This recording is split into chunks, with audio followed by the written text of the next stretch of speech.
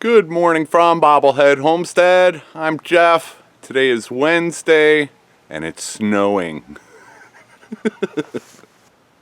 Can you see those little flakes? Can you see them? This might be the only time it snows all winter long. This is surprising. It won't stick. That's one thing about the winters down here, is it rarely ever snows, and if it does, it's not on the ground for very long at all. But it's kind of cool. And it's supposed to be back up into the 60s this weekend. Oh, I do not mind the Arkansas winters, though. Okay, it looks like a few flakes have hit my lens, so yeah, time to take care of the chickens. The chickens are growing crazy in the background, but I just wanted to show you these. See, they look like somebody just threw out a whole bunch of tissues and they're just lying all over the place. This is my neighbor's cow pasture, but yeah, those are Tissuesicles. Ice flowers is the real name, or one of the most common names. Yeah, and I guess it's the moisture and hot air in the ground comes up through the hollow stems of whatever plant, and then when it hits the ground level and the freezing air temperatures, that moisture and warm air turn into little ice formations on the base of whatever hollow plant that they are coming up.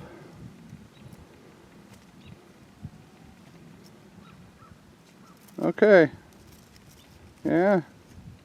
I'm loving my Tissuesicles, and oh, it stopped snowing. It lasted about 10 minutes while I was outside. I don't know how long it was going while I was inside. Very cool. I've got a bunch of them along the fence row here too. And yeah, Bob is following me. You following me, Bob? You got a Tissuesicle on your head.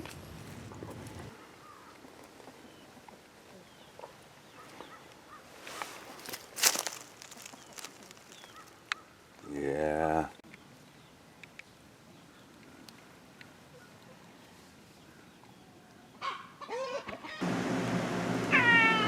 Okay, buddy. This is the second day in a row that you've chosen to come in my room and pester me instead of going outside. Meow. Meow. What are you telling me, bud? Are you telling me to leave you alone so you can go to sleep? Are you begging for more scratches? Yeah, that's what you're doing. And now it is the next day. Today is Thursday. It's warmer, mid-50s, sunny, slight breeze, very cool. I didn't do much outside yesterday after you saw all the snow and Tissuesicles because I had a lot of inside work to be done. Calling the electric company, the phone company, the internet company, and all that stuff. So I can tell you I have decided not to hook up to the municipal water. Out in the country, you know, they made some very good points, and I did have that in mind. Well, first of all, there's the monthly bill. I don't like monthly bills for water when I've got a well. I don't like that. It might be worth it in some instances. You know, everybody's situation is different. I will say this about city water. I don't know what the statistics are, but I would bet that most cities add, you know, chlorine, fluoride, blah, blah, blah, all kinds of junk to the water. But not all of them do. when I was up in Washington State, north of Seattle, I was in Snohomish County, and the water there was about as pure and clean as you can get. They didn't treat it at all. All they did was filter out particulate and then send it on its way. So yeah, not all city water is created the same, and not all, and it was only like $18 a month. Whereas in Illinois, I was paying $38 a month just to have water to my mobile home there. You know, I could not use a drop of water for an entire month, and I'd still have to pay $38 a month. So yeah, for anybody out there thinking about that, you know, I'm doing what I'm doing, you do what you do, and we're all cool. So I decided to not go that route. I also decided not to put my cabin over there. And there are several reasons why I decided not to do that. But mostly, well, it'd be a big cost to have the electric. See, now my electric comes from the south corner and runs up to the mobile home. Well, they would have to, you know, take down that line, which is a charge for that, and then run a new electric line to the new location up there, and there's a charge for that also, and it's not cheap. So, you know, they charge you so much per foot and so much for every post, and you have to have trees cleared out within, you know, a certain perimeter. What else did I consider? Well, let me pick up the camera and show you a few things. Okay, I am standing right about where I'm thinking my front porch will be, and I can still see Magazine Mountain. I could, you know, I could thin out a few of those trees, and I've still got a view of Magazine Mountain here. And I will slowly pan around. This will be my front yard garden, so that would be outside my front door, because it's legal to have a garden in my front yard here. And then over here is, that's Tater Mountain. And I've got a view of that over here too. So it's just that location, you know, I'm not giving up a view of Magazine Mountain. I was just thinking I would have a better view of Magazine Mountain, and I would have a better view of Magazine Mountain over there. But here's a couple of considerations that I also kept in mind, and I'll go over there and talk about that.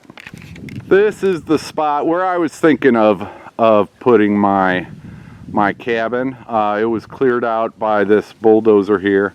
This is the north part of my property, and you know, a nice view of Magazine Mountain there. One of my dreams of the future is to have vacation spots to rent out, like on Airbnb, you know, for short-term stays. And you know what?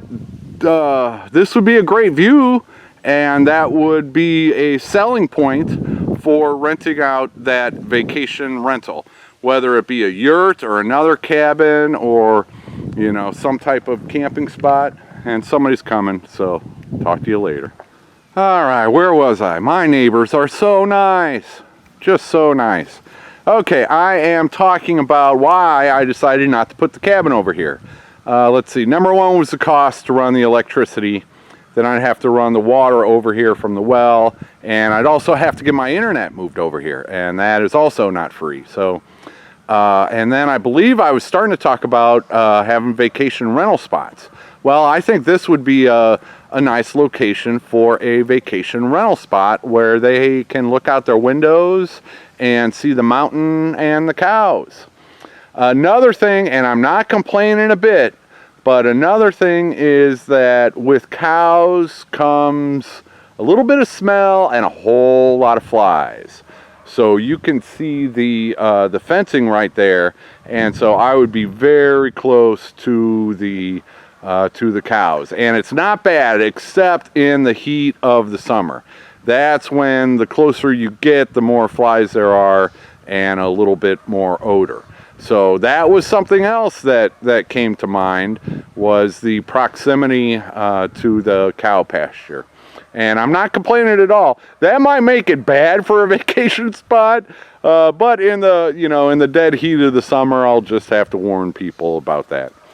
So those are the reasons why I decided not to put the cabin up here. I've still got a good view of Magazine Mountain, and I've also got a view of Tater Mountain in the previous location. And so, yeah, I'm happy with that decision. And you know what? If I decide I do want to move up here in the future, I'm just going to have to build another cabin. That's all there is to it. Now, let's go back and take a look at the location where I do want to put it. This is the spot where I'm going to put it. The front porch will basically be where that metal storage thing is at, and then it'll go back to that white thing over my water well. And this is high and dry. Some of you are concerned that I'm gonna put it where I've had, you know, a swamp and a little stream a few times when it's flooded, but that is far away.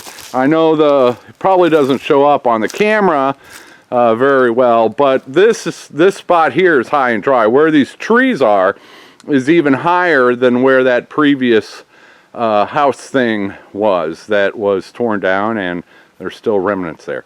But this big tree right here, about 10 feet past that tree, is where the low point is, where the water gathered. And I will be up here high and dry, so no worries about flooding or water or anything like that.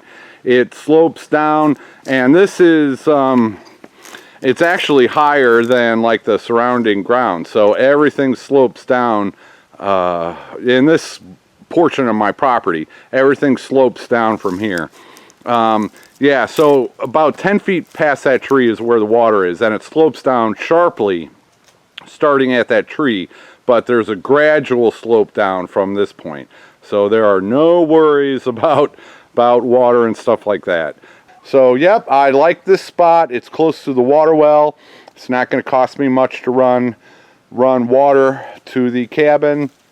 It's close to the electricity, so that's not going to cost me anything to move the electricity over there. It's close to the mobile home, which I will, you know, I'll still be using the mobile home for quite a while.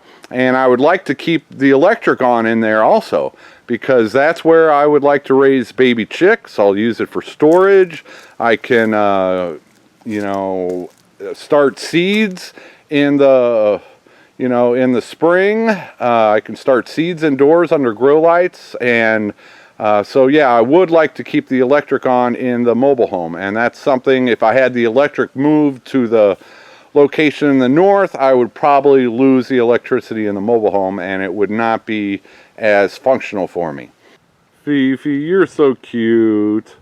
She's just sitting there waiting for me to go inside so she can check to see if there's any food in the bowl. Grumpy's outdoors today. He went running off into the woods, and Bob is inside taking a nap. So all the cats are getting fat and happy, that's for sure. Dudes, that's not Fifi, that's Grumpy. I turned around and Fifi's lying next to the truck. That's Grumpy. He showed up in the middle of the day for food. Dude, that's the first time you've ever shown up in the middle of the day. You usually don't wait until nighttime. Cool. Grumpy's getting the hang of things around here. I knew that was going to happen. Yeah, here's Fifi right here. Awesome. Grumpy is finally getting into the swing of things. That means I got to kick Bob out so I can feed Grumpy. Alright, I better do that right now. There's Bob. You got a good snack. Now you can come outside and enjoy the sun. Yeah. Another benefit of putting the cabin, basically the back corner will be where I'm standing, is that is the one lane gravel road with only 2 entrances and exits. So anybody driving by there, I'll be putting the cabin in front of the mobile home. So the cabin, which will go in here, will be blocking at least half of the mobile home. So not that I really care much what other people think, but it will look a little bit nicer from the road. Let's see, the front door will be pointed that way, and that is basically east. So I'll get the morning sun, and it's got 6 windows and windows in both doors, so I will not have a problem with not getting enough light in there. But I like that it points east, so I'll get the morning sun, and in the winter that'll help warm up the cabin first thing in the morning. And then in the afternoon, I've got all these trees. So the afternoon sun, the cabin will be in the shade. And that will be beneficial in the summer. When the heat of the afternoon, the cabin will be in the shade. So, yep, that's another benefit, is I think it'll look a little bit better from the road. And that line of trees you see there, that's my neighbor's property. My property line, if you see that telephone pole there behind this tree, that's basically my property line. That's where it stops. So half of the swamp that was there the few times when it's rained really bad, that's my neighbor's. And I might talk him into getting rid of some of those trees, so I've got a better view of Tater Mountain back there. Oh yeah, and some of you are wondering what the locals call Tater Mountain. Well, I'm not going to say it, but it's a 5-letter word. It's got 3 T's in it, and it's got an I and a Y. There are 2 peaks up there on Tater Mountain, so that's that's what the locals call it. Don't blame me. I just live here. Well, hello there, original flock.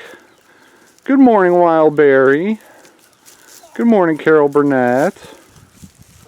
Let's see, we've got Vicki Lawrence and Mary Tyler Moore. They're chowing down. And then all of the 8, they're not chicks anymore. They're just 4 months old right now. So yeah, I've been neglecting to show much chicken TV lately. It's just so much other stuff going on that these guys are, you guys haven't been getting your camera time. No, you haven't. One thing that's coming up soon is, well, some of you guys are big. You know, you're a big boy, and your brother there, he's a big boy. And, yeah, the triplets, you're a big boy too, so it's almost time. It's almost time to reduce my flock a little bit. Yep. Yep. So that's kind of sad to think about. Maybe that's why I haven't been shooting as many chicken TV videos, because when I look at them now, I'm thinking of what's going to happen here in the next few weeks. Okay, enough downer talk. Okay, that's probably going to be it for filming on this Thursday at Bobblehead Homestead. I want to do lunch and a nap. I got to get my naps in before it gets dark, because, you know, right around 4:15 to 4:30, all these chickens are going up to roost, and I'm still making sure everybody gets back in the electric fencing and gets to the right coops. There'll be plenty of chicken activities coming up here, so I will I'll keep doing what I do. I never know what the day's gonna bring. I just never know. So okay, thanks for watching, everybody, and take her easy. I'll see ya, if not tomorrow, the day after. Do we have any eggs in there, Wild Berry? Probably not. I haven't gotten any blue eggs for a while. They're all molting. All my whiting true blue hens are molting. And they just look so pathetic without all their puffy feathers. Oh, it's so sad. And Mary Tyler Moore, she just started molting also. She was the last of those 4 to start. So the only hens I'm getting eggs from right now are number 2 and Vicki Lawrence. Yeah, those were the freebie hens that I got. All the hens I paid for, you guys are slacking. Wow, I just can't. Oh, run away. Yeah, you've got some nice purple feathers on you. Maybe that'll make you tastier. Shut up, Jeff.